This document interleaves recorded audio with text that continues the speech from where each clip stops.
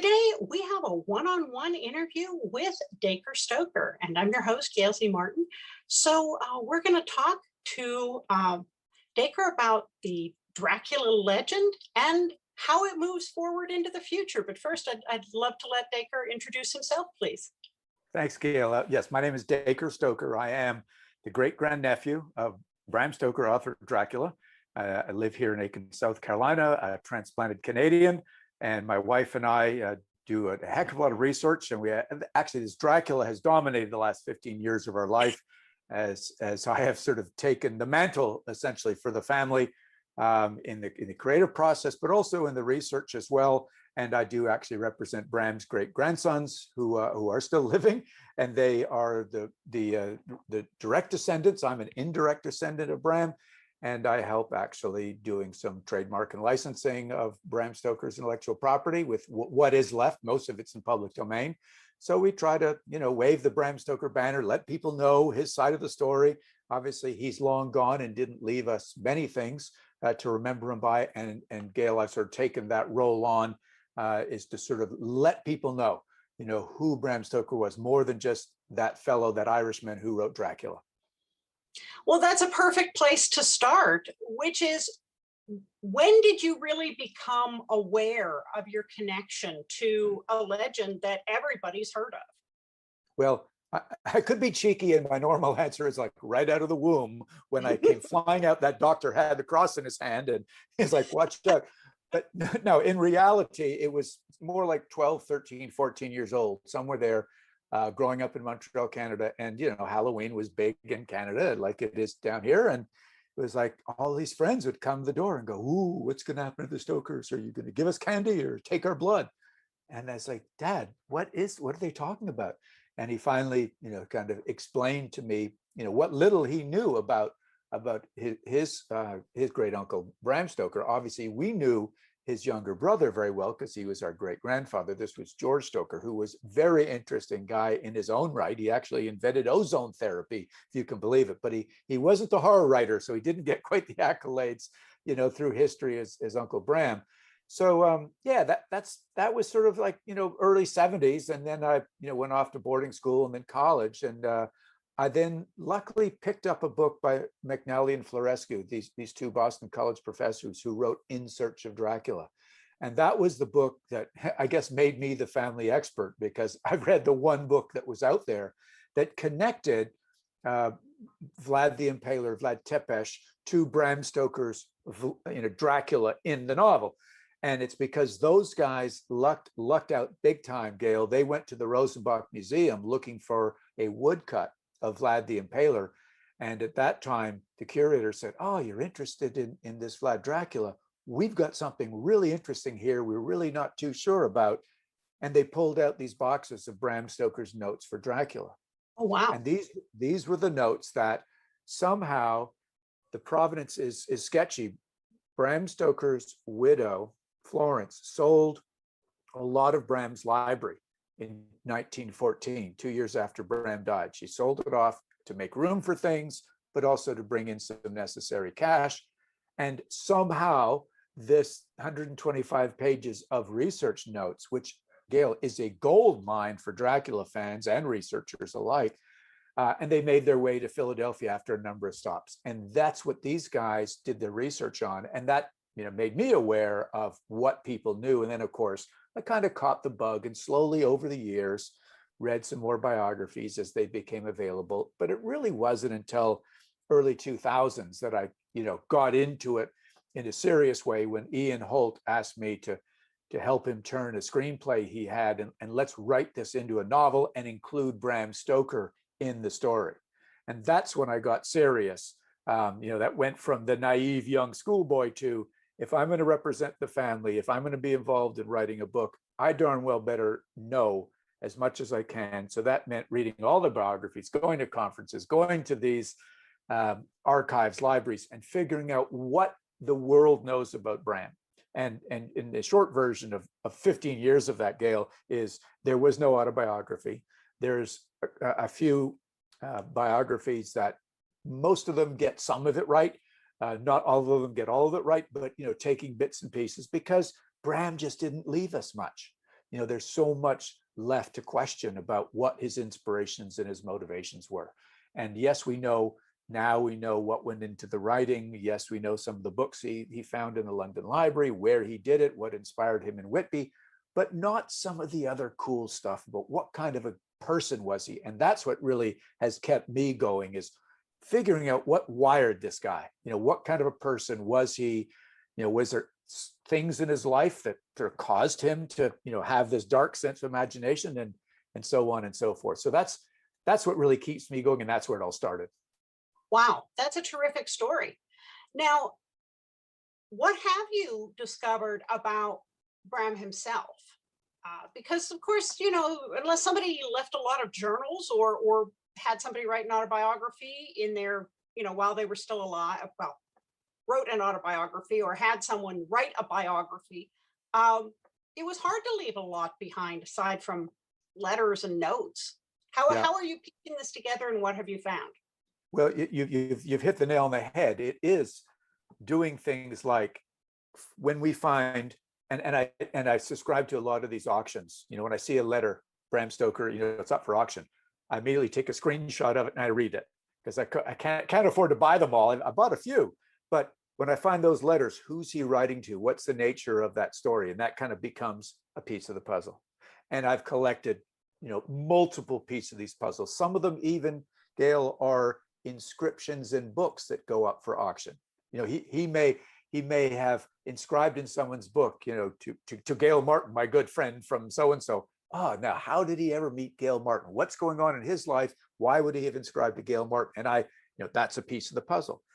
So the thing about Bram that really jumped out at me originally, and most people still find very, very interesting and amazing, is that, first of all, he was very lucky to live. He was a very ill young child. First 7 years of his life, he was essentially an invalid, but nobody knows really what caused the illness. There was no family records. Now, we do have understanding from the remaining members of the family that there was a lot of asthma and respiratory allergies in the family. There was Bright's disease in the family that caused some to go prematurely blind. So there was some genetic stuff, but there's speculation about other illnesses, but none of them could have done the normal or caused the normal residual effects like rheumatic fever, other things that were fairly common, because Bram Stoker grew to be a strapping, healthy young man, and at the age of 16, 17, 18, became a champion all-around athlete at Trinity College. So it's not like he was a shriveled up little guy, and as a result of something and his body was scarred by this illness, he bust out of it. And from what I know, having been an athletic coach and a teacher, and there's asthma still in our family, people do bounce back from asthma, even without, in those days, they didn't have puffers and inhalers and albuterol. They got bloodlet. And Bram had a famous uncle who was a famous bloodletter. And I've read his treatise. And I'm convinced that young Bram most likely was bloodlet because of the fevers and things he went through. So as a result of this childhood illness, even though they bloodlet him, probably repeatedly, he survived. And I think that's probably one of the things that caused him to develop a fairly deep dark sense of imagination. And the other little piece that adds this puzzle is, while he was sickly, to keep him entertained, not only did his nanny read him Irish folklore stories that are pretty gruesome in itself when you really look into them. Mm-hmm. It's not the leprechaun from Lucky Charms. It's the fairies and banshees and all these life-sucking creatures, much like vampires. But I found documented evidence that Bram's mother told him a story of her own exploits, surviving a horrifying cholera epidemic in 1832 when she was 14.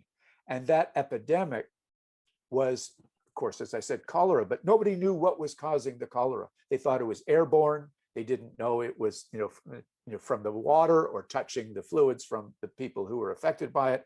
And the Thornley family had to try to escape their town, tried to get to a safe town, were met by soldiers with fixed bayonets, took all their belongings, burned them in a fire. They escaped.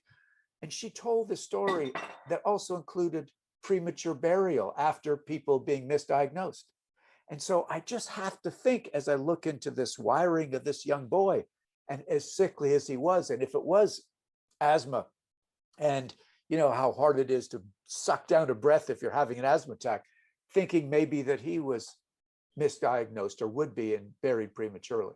And he suffered nightmares, which comes out in his writing. So that's what I guess to try to come to a conclusion of this second question of yours, which I could drag on forever. Bram lived through a lot of strange things that he used in his books, which is not unlike many writers, horror writers, you know, and other writers. So he experienced things that when he started writing about them and combined them with his really diligent research, made them seem much more realistic.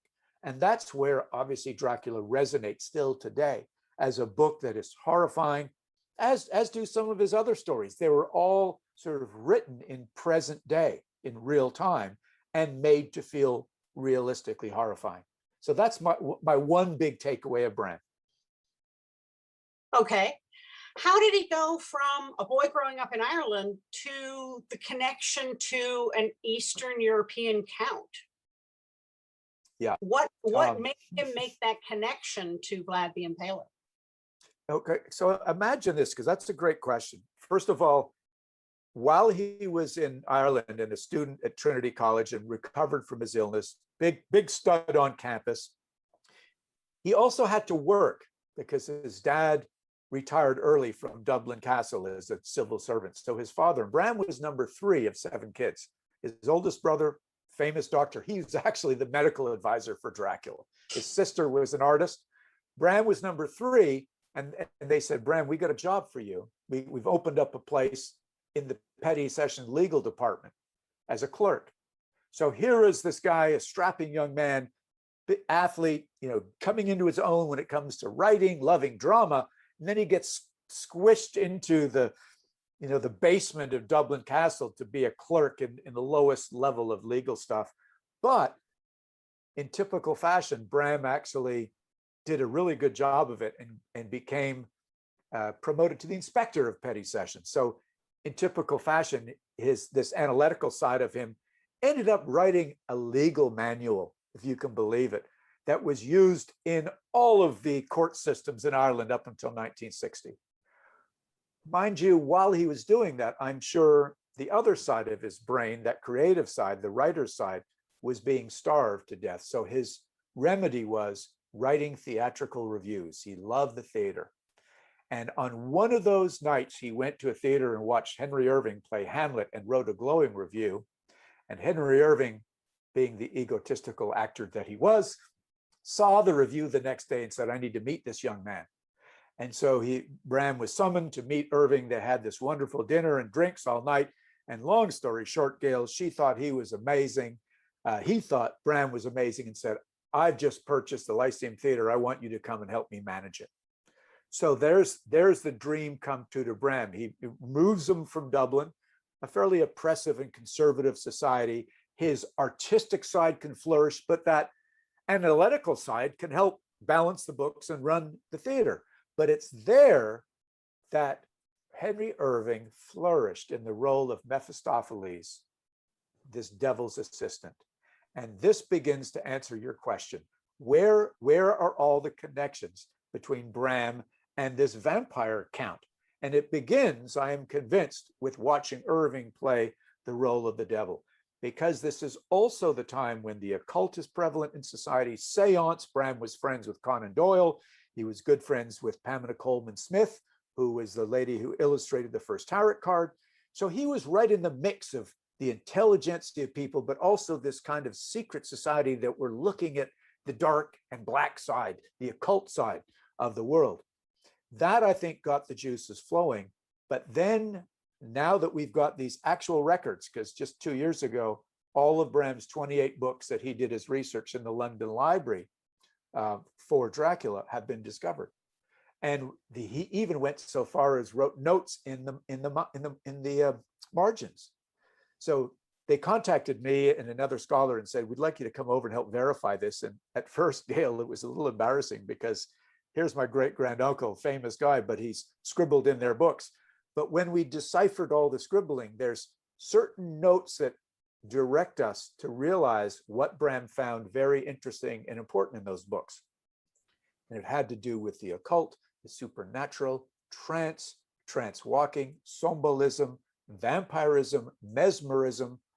So it was all these things that were not just the dark side of Victorian society. These books, one was written by a priest, one was written by a well-respected doctor, 4 adventurers who had gone off to Transylvania and cataloged the people, the places, they've drawn maps about Transylvania.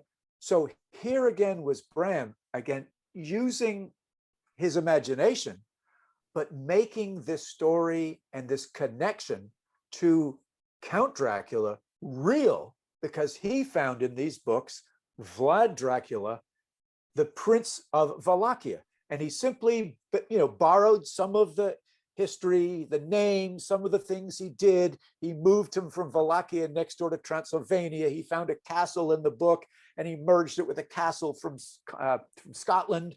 So it was Bram's perfect way of creating this willful suspension of disbelief by mixing his imagination with the real world research that he found in the library. That's a fascinating tale and an awful lot of detective work going into it. It's fun detective work. I mean, I joke, and when J.D. Barker and I wrote Dracula, we called ourselves literary forensic detectives, because what keeps this going, obviously, everything I'm mentioning to you is not just done on Google. It involves flying somewhere and a lot of expense. So it certainly helps to take all this cool stuff and mix it all together and use it for my own work. And with either Ian Holt or J.D. Barker or Leverett Butts, or now recently Chris McCauley, we take all this cool research, lay it out and say, okay, let's use this for a story. Number one, it makes a great story in the same fashion that Bram did, but it also helps pay for all the research work and the next discovery. Yes, that's very much how it works, isn't it? It is, yeah. Now, as you've gained a greater understanding of Bram, how do you imagine him when you think of him? We all have these kind of imaginary relationships sometimes with our literary mentors. Do you picture him in any particular way, as if from the unique way you've gotten to know him? Yeah, I got to tell you, with all the interviews I've done in 15 years, nobody has ever asked that. And I'm so glad you have, because I do believe I understand him well now. I was one of the folks that helped bring his lost journal to life. And Elizabeth Miller, who is one of the best scholars in the world when it comes to Bram and Dracula, I found it. My Bram's great grandsons, my cousins, had it, one in their attic. And as I was reading through it, it was not fictional. It was Bram's way of looking at the world over an 11-year period. While he was a student, while he worked in Dublin Castle, some of his ups and his downs, but while he was trying to become a writer, much like myself. I wasn't trained as a writer. I wasn't a writer through college. I was a scientist. I was a physical educator. I was an outdoor educator. And moving into writing was something that came late. And it did for Bram as well. But I feel in a way that he's a very interesting and introspective type person that never had the opportunity. Either he didn't choose to, or just didn't have the opportunity to beat his own drum, because he had something to prove to the world and to his father. I mentioned his love for the theater. His father warned him when Bram made an initial move to writing a theater play with the famous American actor called Genevieve Ward.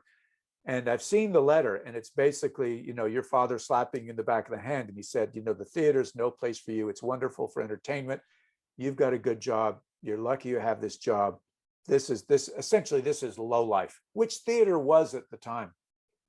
But I believe inside Bram, even though his brothers were three famous doctors, his sisters were artists, one other brother a civil servant, Bram had something to prove, that the artistic side of life, his writing, his own drawing and sketching, and his ability to manage a theater, and importantly, elevate the role of the theater in British society, was something that Bram was on a mission to, as was Irving. And as a result, Irving was the first actor ever knighted. So, and not only that, but the upper crust came to the plays and watched the plays at the Lyceum Theater, and that opened the doors to other theaters, making sure that actors and actresses not only knew their lines and wore proper costumes and had historical sets to be on, but they weren't drunken fools outside of the theater. This was what I mean by the whole role of the theater. And Bram was on that mission and didn't take much time to worry about himself or shed light on himself. Even his writing, I think, was one of those things, except for Dracula, that got worldwide acclaim. Some of his other stories got somewhat of acclaim, but nobody has taken the time to really, as I've been trying to do, understand this guy and, sort of shake his hand or pat him on the back or say, you know what, you're right. This is an interesting way of looking at what you're telling us, rather than, oh, Dracula's a really cool book. Who's the next guy that's going to turn this into a movie? It's never been done the way Bram Stoker wrote it. But that's the next couple of steps. But getting into Bram said, I have to say, I am working with Chris McCauley to try to make, to me, the penultimate documentary on Bram Stoker. And it's not just Dracula centric. Obviously, to catch the attention of producers, you need to have Dracula, but this is my mission. And I feel he's here, at times when I'm writing, I'm sitting back and I'm thinking, what do I say next?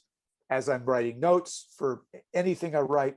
And I almost feel like he's channeling it. I'm not trying to be hoity-toity or weird, but I just feel it's there because I put so much into it and I understand him, I think, very well. That's fascinating. And that perfect setup for what I wanted to ask next, which is, every author has a voice, and certainly there's a very strong voice. I've read Brams' novel many times. It has its own very strong voice. You've taken the story further. When you're writing extensions in the Dracula world, how do you mingle his voice and yours? Boy, that's a good one too, because we've got to realize that readership these days is different than readerships in 1897. And the language has changed somewhat. People are not willing to sort of fight their way through difficult dialects. Storytelling needs to be easier. I hate to use the term dummying down, but I've heard that thrown around, by agents who say, I can remember when they told JD, now, hey, you've got to write your story for, 10th grade people, 10th grade high school students. And it's like, no, we're not going to do that. It needs to be for people slightly more intelligent than that. But it's, people don't want to read books unless they're in a classroom that they're going to have to really fight their way through. So what I try to do is still write in the way, that challenging way Bram Stoker did, to put you on the edge, put you in the center of some horror, but soften it in a way that it's easy to go into and come out of, rather than maybe make it hard to navigate your way through. Otherwise, I think they'll just close the book because this is too difficult, or I'll go get the Monarch notes or something or wait for the movie to come out. I want people to ease their way through, to get caught up in the sense of the words and the sense of the flow of the story, and not realize that they just spent 2 hours reading a really cool story, and when they think only half an hour maybe went by. Yeah, Victorian storytelling had a very specific style, and it's very different from what readers expect these days, or are, unless they're literature majors, really trained to parse through and know what they're seeing. So yeah, for recreational reading, absolutely. Yeah. So which of the characters in the original Dracula do you think Bram identified with the most? And how is that different from maybe who you identify with? You know, I've always thought that Jonathan Harker, Bram channeled himself through Harker a lot. That's what I believe, and I'll tell you why.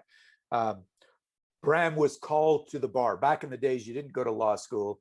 You were called to the bar because your peers respected you and figured you'd be a good lawyer, and then you'd go study and take a test. Well, he was called to the bar, but he chose not to go. But he certainly had a legal mind, and he used that well. I've seen some of the contracts that he wrote for his own book, so I can see he would have made a good lawyer. He also made sure that he negotiated all of his own his own contracts. So there is that legal Jonathan Harker side, but he was also a bit of an adventurer. Bram, as I mentioned earlier, became the inspector of petty sessions. That meant he drove by carriage or train all over Ireland, checking on all the clerks of the petty sessions legal department. He traveled with Henry Irving to America 8 times. He was in charge of all the train schedules for the whole Lyceum Theater troupe. He went to the continent of Europe a few times. And my research has shown he only went as far east as Italy to actually bury his father. So he never made it to Transylvania. But I feel there's that sort of quiet hero of Jonathan Harker, that he was a confident young man that went off into the world a little bit brazen, heading off to Transylvania, thinking that, England is the center of the world, and whatever I do, I'm going to be okay because I'm English after all. And he realized obviously that didn't work, and so bad things happened.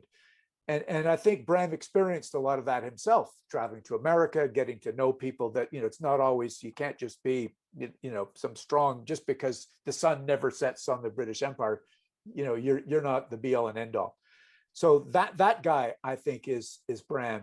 And in a way, he did the same thing with Mina, with his mother and his sisters. So Bram took qualities of the modern woman, and his mother was certainly that. She was a very serious activist when it came to women's rights, to rights of people who, in those days, they call them the deaf and the dumb. She got up and read a paper about how they should be educated, how women should be treated better in workhouses and so on. And she did that in societies that were all male. So she was a tough one. And Mina is a bit like that, as is Bram's sister Matilda. But then his brother, I think, is an awful lot like Dr. Seward, both a physical doctor as well as a doctor dealing with people with psychological issues. So he took a lot of his own family and inserted them at different levels into these actors and gave them their voices, in these characters, excuse me. And when I come to do this, I try to kind of sit back and go, well, I want to represent all the family. I want to try to figure out, was there a little bit of Tom or Richard, or in my case, my great-grandfather, George Stoker, who was a medical maverick, who was a good friend of Bram's. They lived together for a while he was in med school. So I'd say my voice is not singular, Gail. It's when I'm trying to do this, I'm trying to sort of give all the Stoker family their fair share of a voice when it comes to stories. And I'm trying to actually include some of the others in the stories that I think are interesting.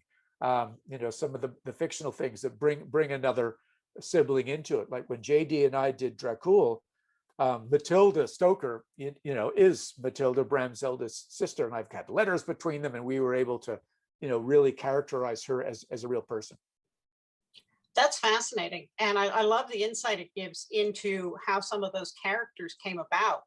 Now, you mentioned that Bram never went further east than Italy, which kind of raises the question, certainly back in that day, and even to an extent now, Romania is a bit obscure. It's not on, the top of all of the tourism lists for places everybody's been, a little harder to get to. Certainly harder back then. How did he do his research, and how much was kind of a myth about the country as much as the mythology of the vampire? Well, it needs to be said that his original um, country that he was setting the story, the story that was set in Transylvania, he was actually going to set that in a portion of Austria called Styria, which is a province. That shows up in his notes in the Rosenbach Museum, very early in the notes. And many people believe, even though the names Joseph Sheridan Le Fanu and Carmilla are not written in his notes, he was an Irishman. His story, Carmilla, predated Dracula. He was the editor of the newspaper that Bram wrote his theatrical reviews for. I figured that Bram must have been influenced slightly. And the reason why is if Bram read a story that was a very good story and had got great reviews, that a vampire story was set in Styria, I think Bram would have thought, now I can, people already believe that. I can get them to believe my story is also set here. But he goes off to Whitby on a holiday, and his wife and son join him. It's going to be a 3-week holiday. He goes for the first week on his own. And I'm sure it's kind of like I do when I go to a retreat. I've got to write. I can't have the wife, the dogs, and everybody around. I've got to have just focus. Bram went for a week on his own, and he fell in love with this cool town that's got a real Gothic vibe to it still to this day. But he walked in the library and picked up a book by William Wilkinson. And it's very cool that the library still have records of what books Bram Stoker picked up. Yeah. And in his notes, he actually mentioned the book by Wilkinson that actually mentioned Vlad Dracula from Wallachia. And then, typical researcher, I go and buy a copy of the book off of A Books, and I read the whole thing. And there's lots of information about Transylvania, Wallachia, Moldavia. That opens up the door to Bram to sort of look, now we can go here. But it's when I believe he looked those other 28 books I mentioned in the London Library, that Wilkinson book is also there, but there's another book by a guy called James Samuelson that does one more cool thing. It connects the name Vlad Dracula with being an impaler and the devil. So the Wilkinson book said, Dracula means dragon or devil. The Samuelson book also means devil. So he's got two sources that point to devil.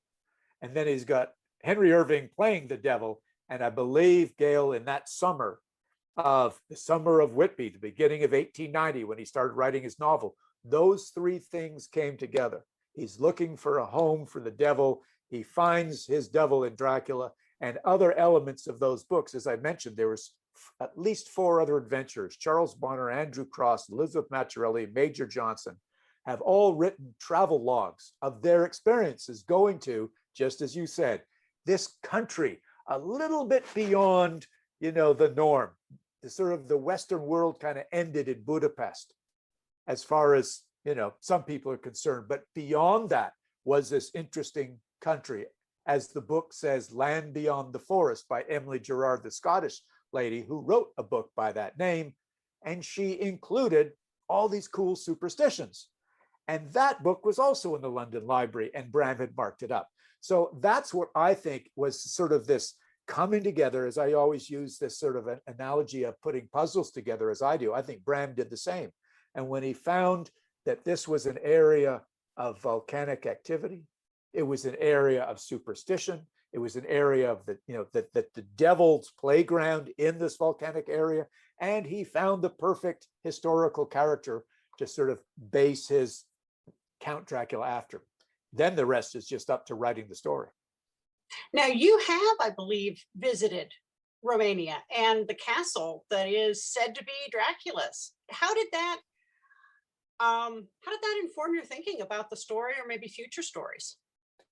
Well, the last question you said, not many people sort of have gone there because it is too far. And you're absolutely right. It's a bit of a pain in the butt. You've got to fly to Paris or Amsterdam and take another 2-hour flight to Bucharest, or to the top of the country up to Sibiu. So nowadays it's not bad, but it is, 9 to 10 hours of flying, a better part of a day.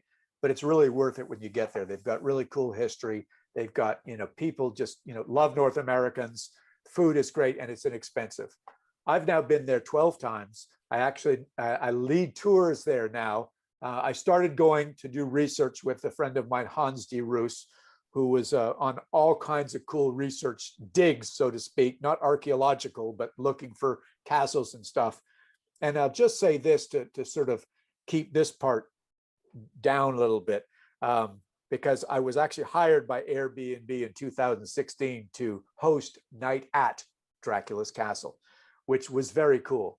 But I had to tell them Bran Castle, which markets itself as Dracula's Castle, has a very light connection to Bram Stoker's Count Dracula and Vlad Dracula himself. And I say light, here's the two pieces. Number one, Vlad did have a presence on the border of Wallachia and Transylvania. And there's a very good chance that he stopped in there for a while. There's rumors that he may have been held captive there for a couple of days. His great-grandfather or grandfather, one of the two, actually was the custodian for a while. So Vlad's technical connection to Bran Castle, minor. Bram's story does not occur anywhere near this place. The Borgo Pass and everywhere else that Jonathan Harker had his adventures in are 400 miles to the northeast. And Bram knew that because, as I said, two of these books had maps in them, very accurate maps. And we've seen in his notes, Hans de Roos actually spent a couple of years on this, finding the lines of longitude and latitude that Bram scribbled in a notebook. Oh, wow. They coincide once inverted to the Borgo Pass and a volcanic mountain in the northeastern part of the country. So I've been to Bran Castle, and I had to explain to the folks when I was hired by Airbnb, I'll go with you, I'll go along with you. We'll have a night at Dracula's Castle, but I also want to explain to the press the rest of the story, as I just did to you and your listeners. But now, Gail, I've actually been to just a year and a half ago and started working on a documentary taking people to the actual location near the Borgo Pass in the Kalamanalui National Park, which is an extinct volcano, the exact place where Bram had that massive battle between the band of heroes and the gypsies protecting Count Dracula in his carriage before he can get back to his fictional castle up on top of this mountain. Now, no spoiler, but there is no castle there. It's the location Bram was looking for, but all points in that story, when you look at Jonathan Harker coming across the train to Klausenberg, to Bistritza, the carriage drive to Borgo Pass, it's all there at the end of the story, the train ride, the steamship ride, the carriages converging, all the names of the towns. You could tell that Bram was looking at his maps, describing things exactly as they were. And I can say proudly, I have now been there with the permission of the National Park. I put up a plaque there saying this is the location of Bram Stoker's story and his fictional castle Dracula, and that a documentary is in the works. Once we get back to normal travel schedules, we'll be able to finish that off. That is a fantastic adventure tale. Now, let me toss you an easier question, perhaps, and that is, there have been so many Dracula movies and adaptations and retellings. Aside from the original and your own, do you have a favorite of all the treatments out there? You know, it's an easy question, but it's not, because number one, I want to be respectful for people in the industry and say, look, I get it. Art is in the eye of the beholder. Movie making, writing books, poetry, sketching, eye of the beholder. So a lot of very interesting and period specific movies have been made about Dracula. I personally like the 1977 BBC miniseries with Louis Jourdan. And I like it not because it's a great artistic work, because it's faithful to the book. And I like it for that reason. But I have to say, I also love the 1992 Coppola version. I think the artistry, I think Jim Hart, who has become a friend and we do presentations together, he talks about his adaptation of Dracula to the screenplay, and I talk about how Bram wrote the story. But he used some very cool folklore himself, as did Bram. He used folklore to create how did Vlad the Impaler become a vampire. And then along comes Luke Evans at Dracula Untold, a whole movie about how Vlad the Impaler became a vampire. So it's sort of cool. And I like all different pieces of all of those. There's not one that stands out like crazy. I even like the Claes Bang BBC Netflix version that Moffat and Gaddis wrote. You know, it's strange, it's out there. The first two episodes were incredible. A great reimagining for the third episode. I give it to them. That's cool. And you know, I'm with it. I'm ready though for somebody to actually film Dracula in the period way as Bram Stoker wrote it. That's one thing that would probably need to be done in about a 10 or 12 part miniseries. I'm still waiting for that though, Gail. Well, that's fantastic. Now, what are you working on now, and where does Dracula go from here? Well, first of all, Chris McCauley, a good buddy of mine, we've started the Stoker McCauley. You can find us on Facebook. We started something called the Stoker Verse, because we're expanding. I figured that, you know, enough years have gone by when the Stoker family has not been involved in graphic novels, games, documentaries, all that kind of stuff. Lots of other people have done their versions of it. So with Chris McCauley, we've got our first graphic novel out called The Virgin's Embrace that can be purchased at Amazon, Book Depository, Barnes and Nobles. It's one of Bram Stoker's most horrifying short stories. I believe it's semi-autobiographical. And it's my first foray into taking a story and adapting it into a graphic novel. The graphic novel published by Andrews UK actually has the full text as Bram wrote it. The story was called The Squaw. We adapted it into a more aptly named The Virgin's Embrace after the torture device in the Nuremberg castle.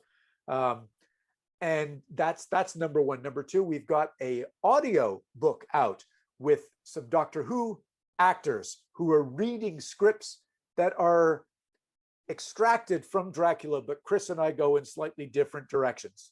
You know, a little bit about what was Renfield's actual background. You know, how did Jonathan Harker and Mina get together? How did Mina and Lucy become friends? So what I've done is created this sort of roadmap with Dracula and done two big things with them. And this is what we're exploiting in games, and graphic novels, and documentary. And that is, what were the parts that were in the Dracula notes that Bram couldn't include in the story? What were the parts actually in the typescript of Dracula that the Paul Allen estate, that's the Microsoft co-founder estate, owns, that were taken out? And I've seen it with my own eyes and know what was taken out, what was inserted at the last moment. So what we're trying to do is bring back Dracula as Bram Stoker originally envisioned it, adding some of our own stories to that universe, but also let people see, what did Bram Stoker originally envision? And let's get back to that original Dracula, with all due respect to Gary Oldman and Claes Bang and the others. Let's get that, you know, that monster, let's get him back into play rather than the romantic guy that has shown up since then. Well, that sounds really exciting. Do you have something coming out in the near future, something on the horizon, or just a lot of things in progress right now? Well, as I said, just about 3 weeks ago, The Virgin's Embrace came out. Voices of Dracula is coming out right now on Audible books. I think you can also get them through Andrews UK. We've got something called Dracula's Bedlam, which is the story of, again, we've expanded the story of what was going on in Dr. Seward's asylum. That's a book that's come out. We've written that with John Peel, who is a Doctor Who writer. That should be out within a month. And then this documentary, we have got the script written, and we're just sort of working on that. What else? There's a VR game in the works.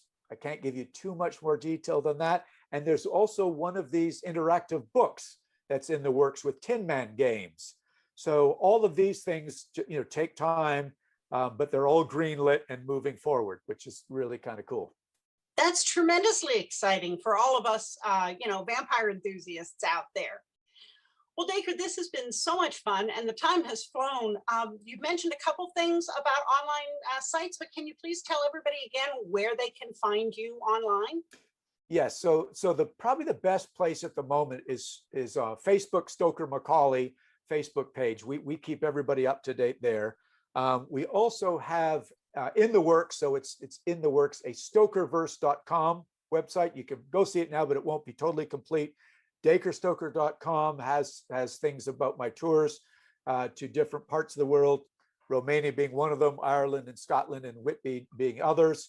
That's also where my book information is, and also follow me on Facebook as well. So those are probably the best places to find me. And then, you know, as these conventions start opening up, I'm thrilled to death.